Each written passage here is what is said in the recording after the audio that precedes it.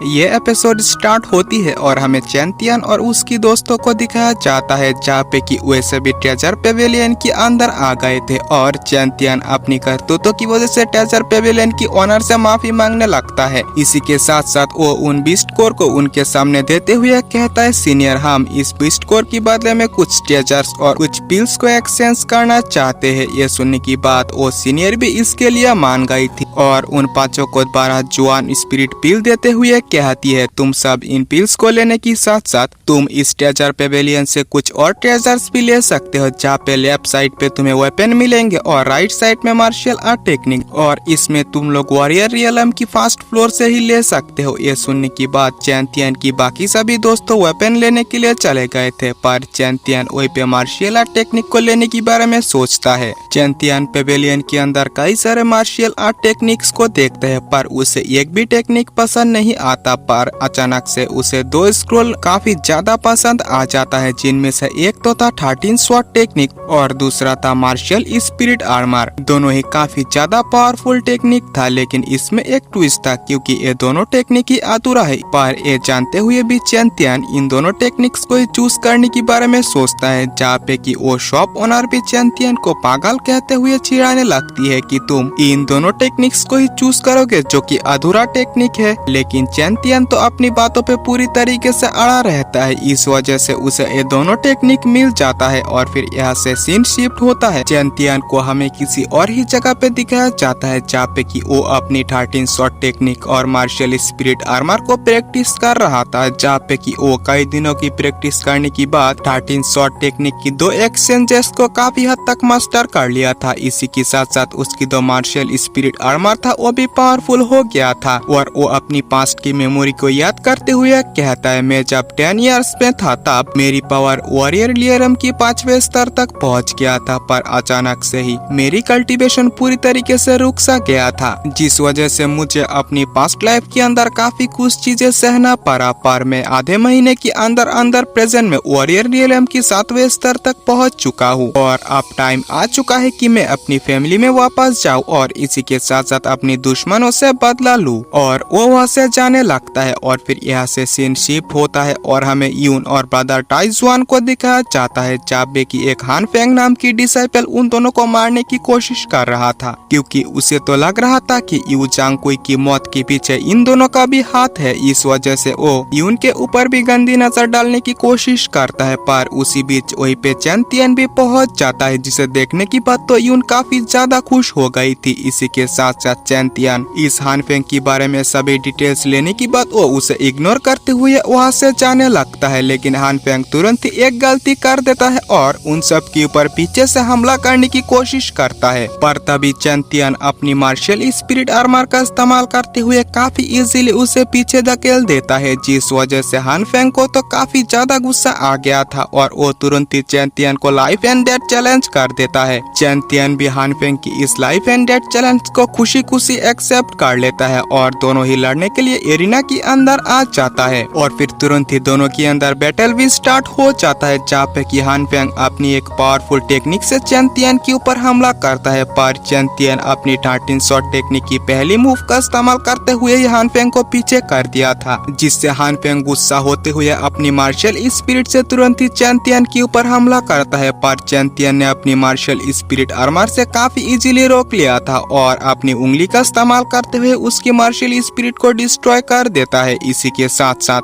वो अपनी 13 shot technique की एक और मूव का इस्तेमाल करते हुए उसे वही पे किल कर देता है। इसके बाद वो अपने दोस्तों के साथ वहाँ से जाते हुए अपने दोस्तों से कहता है, मुझे माफ कर देना, मुझे कुछ फैमिली मैटर्स को सुलझाने के लिए फैमिली में वापस जाना है। यह सुनने की बात यून तो काफी ज्यादा उदास हो गई थी और वो चैंतियन से कहती है, तो फिर तुम वापस कब आने वाले हो? तो चैंतियन कहता है, मुझे ज्यादा से ज्यादा 5 महीने लग सकता है। इसके बाद चैंतियन वहाँ से अपनी फैमिली की ओर चली जाती है, जहाँ पे कि यून उसकी ओर ही देख रही थी। इस बात को ब्रदर टाई महसूस करते हुए यून से पूछता है, क्या तुम्हें यानी कि तुम्हारी मन में चैंतियन के लिए कोई फीलिंग मौजूद है क्या? जिससे यून तो काफी ज्यादा शर्मा चुकी थी। और फिर यहाँ से सीन शिफ्ट होता है और हमें यू चांग हाओ को दिखाया जाता है, जहाँ पे कि उसके पास उसके ब्रदर की डेड बॉडी आया था, जिसे देखने की बाद वो काफी गुस्से में उसकी मेंबर से कहता कहता है, इस हरकत को किसने किया, जल्द से जल्द उसे ढूंढो, मैं खुद अपने हाथों से उसे दफन करना चाहता हूँ। यहाँ से सीन शिफ्ट होता है और हमें कुछ मेंबर्स को बात करते हुए दिखाया जाता है, जो कि होने वाले किसी कंपटीशन के बारे में बात कर रहा था। इसी के साथ साथ एक मेंबर कहता है, इस कंपटीशन में जीतने वाले को प्रीमोडियल यंग फूड रिवॉर्ड के तौर पर दिया जाएगा, जो कि कुछ ज्यादा ही नहीं है। इसी के साथ वो चैंपियन के बारे में भी बात करता है, जहाँ पे कि वो हाल ही में मार चुका था, और वो कहता है कि चैंपियन तो मरना ही डिजर्व करता है, क्योंकि वो तो अपनी फैमिली के अंदर एक पूरी तरीके से बेकार पर्सन था, जिसकी कल्टीवेशन एकदम से रुक सा गया था। पर तभी अचानक से चैंपियन भी वही से गुजर रहा होता है और वो उन सभी बातों को सुन लेता है और उन सब से कहता है, लगता है मेरी मौत से तुम ज्यादा ही खुश हो। चैंपियन को जिंदा देखकर तो वे सभी मेंबर्स काफी ज्यादा शॉक हो चुके थे। इसी के साथ साथ वे सभी फिर से चैंपियन की मजाक उड़ाते हुए कहने लगता है, तुम इस खाई से जिंदा बच चुके हो तो क्या हुआ, तुम्हें वापस आना ही नहीं चाहिए था। इसकी ऐसी बातों को सुनकर तो चैंपियन और भी ज्यादा गुस्सा हो जाता है और उसे अच्छी तरीके से मजा सिखाता है, जिससे कि वो बंदा भी काफी ज्यादा डर चुका था। पर तभी दूसरा मेंबर भी चैंपियन के खिलाफ जाने की कोशिश करता है, तो चैंपियन उसे भी अच्छी तरीके से धो डालता है, जिससे वे सभी तो काफी ज्यादा डर चुका था। बाकी दो मेंबर्स भी चैंपियन के सामने हार मान लेता है। चैंपियन वहाँ से जाते हुए उन सब से कहता है, अगर तुमने सेकेंड टाइम ऐसा किसी से भी कुछ बोलने की कोशिश की मेरे बारे में, तो तुम्हारे लिए यह अच्छा नहीं होगा। आज से तुम लोग मुझे यंग मास्टर कह के पुकारोगे। मैं तात्सुई फैमिली की यंग मास्टर हूँ, इस वजह से मेरी फुल इज्जत होना चाहिए। इसी के साथ साथ हमें चैंपियन की फोर्थ अंकल को दिखाया जाता है, जहाँ पे कि वो काफी ज्यादा परेशान लग रहा था। उसी बीच वहीं पे चैंपियन भी अपनी फादर के बारे में सोचते हुए वहाँ पे पहुँच जाता है। चैंपियन को जिंदा देखकर तो उसके फोर्थ अंकल भी काफी ज्यादा खुश हो गया था। इसी के साथ साथ वो तुरंत ही उसके फादर से मिलने के लिए कहता है और फिर चैंपियन अपने फादर को बुलाने लगता है, जहाँ पे चैंपियन की फादर चैंपियन की आवाज को सुनते हुए तुरंत ही बाहर आ गए थे। चैंपियन को जिंदा देखकर वो तो काफी ज्यादा खुश हो जाता है। इसके बाद चैंपियन अपनी फादर से कहता है, फादर मैं वापस आ चुका हूँ। इसी के साथ साथ मुझे पता है कि मुझे किसने मारने की कोशिश किया था। ये सुनने की बाद चैंपियन की फादर कहते हैं, प्रेजेंट में तुम वहाँ से जिंदा वापस आ चुके हो, यही हमारे लिए बहुत है। हम बाद में इसकी बदला उनसे जरूर से लेंगे। यहाँ से सीन शिफ्ट होता है और हमें चैन बू को दिखाया जाता है, जहाँ पे उसकी मुंह से चैंपियन की जिंदा होने की बात सुनकर उसकी फादर तो काफी ज्यादा गुस्सा हो गया था। इसी के साथ साथ दूसरा एल्डर उन्हें शांत करते हुए कहता है, आपको इतना भी ज्यादा चिंता करने की जरूरत नहीं है, क्योंकि हम एनुअल मीटिंग की कंपटीशन का इस्तेमाल करते हुए अभी भी क्लैन लीडर की पोजीशन से क्लैन लीडर को हरा सकते हैं। और फिर यहाँ से सीन शिफ्ट होता है और हमें चैंपियन को कल्टीवेशन करते हुए दिखाया जाता है, जहाँ पे कि वो कहता है एनुअल मीटिंग भी काफी ज्यादा करीब हो चुका है। इस वजह से यहाँ पे टॉप पोजीशन पाने के लिए मुझे जल्द से जल्द और भी ज्यादा पावरफुल होना होगा। पर तभी अचानक से वही पे शॉर्ट एम्पायर की सोल अपीयर हो जाता है, जिसे देखने की बात तो चैंपियन काफी ज्यादा हैरान था, क्योंकि उसे तो पता था कि शॉर्ट एम्पायर की सोल तो डिस्ट्रॉय हो चुका है। ये देखने की बाद शॉर्ट एम्पायर कहता है, तुम्हारी जैसा टैलेंट तो काफी कम मिलता है, ये तो सच है, पर तुम सोच रहे हो कि मैं मर चुका था। तुम्हारी वो डिवाइन शॉट था तो काफी ज्यादा पावरफुल, लेकिन वो मेरी सोल को जरा से भी डैमेज नहीं कर पाया था। मैं तुम्हारे पीछा तब तक नहीं छुड़ूंगा जब तक कि तुम मेरी फिजिकल बॉडी को रिगेन करने में मेरी हेल्प नहीं करते। ये सुनने की बात चैंपियन गुस्से में कहता है, तब तो तुम मेरी बॉडी को ही कंट्रोल करना चाहते थे। शॉर्ट एम्पायर कहता है, मुझे हेवनली बुक के थ्रू पता चला कि तुम मेरी बॉडी को रिगेन करने में मुझे हेल्प करोगे। मुझे यह बात पहले नहीं पता था। वैसे भी तुमने मेरे मिलने की बात से तुमने अपने जितने भी ओपोनेंट से फाइट किया उन सभी को तुम हरा चुके हो। क्या तुम्हें लगता है कि यह कोई नॉर्मल बात है? खैर इन सभी बातों को छोड़ो, मैं तुम्हें पावरफुल बनने में हेल्प कर सकता हूँ। तुम्हारी जो 13 शॉट टेक्निक और मार्शल स्पिरिट आर्मर है, मैं इन सभी को तुम्हें सिखा सकता हूँ। चैंपियन भी सोचता है मुझे जल्द से जल्द पावरफुल होने की जरूरत है, क्योंकि फैमिली एनुअल मीटिंग कंपटीशन में मुझे हर हाल में जीतना है। इस वजह से